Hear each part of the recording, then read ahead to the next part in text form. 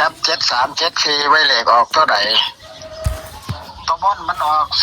475เลขล่างมันออก37โอ้ยแม่งเลยกูบดไต่ตัดเลนกันกูตัดเลนกูก็ได้ที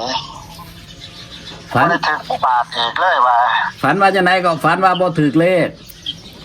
ฝันว่าบ่ถูกเลขที่ซื้อไว้นั่นคือตัวไหนที่ซื้อไว้นั่นคือ705 7374ก็เลยผมว่าเลขออกแล้วผมว่าเอาเลขออกเท่าไหร่แล้วเว้ยเข้าซื้อไว้นั่น705กับ7374ออกเท่าไหร่ล่ะเลขบนออกเท่าไหร่เลขบนมันออก475ฮะกูบ่ได้ตัดเลนกูบ่ได้คิดเด้อ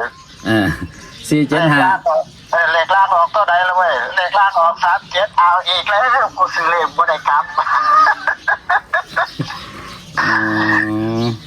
ก็เลยว่าโอ้ยหนอเสียหัวตั้งหูเมื่อขึ้นมาตี3ครึ่งลุกมาหน้าเลยมาถอนเข่า3เข่ามาโทรศัพท์ตกน้ำขึ้นว่ามันใส่บ่ได้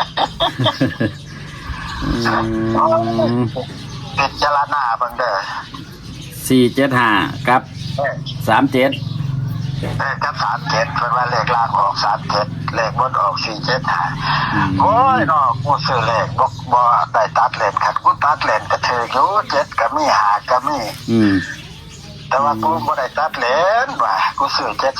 705แข็งบ่ได้ซ้ำเลขล่างออกก็ได้แล้วเว้ย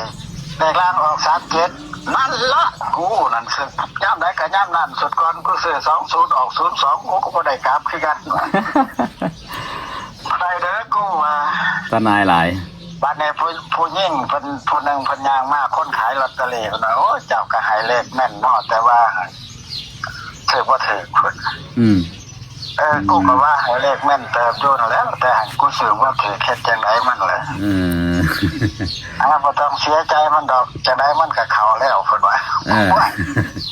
เข้าบ่ถือกูเข้าได้ก็บ่ได้คือเข้าตัวว่าอะไรว่ามันสิซับขาหลอกว่าบาที่กับเพิ่มไปเบิ่งอีกจักโตเบิ่งตัวไหน475ตัว73มันเว้าตรงกันอยู่ครับ475กับ705เนี่ยมันเว้าบ่ตรงกันครับลองเบิ่งครับขอบคุณหลายๆครับปู่ครับ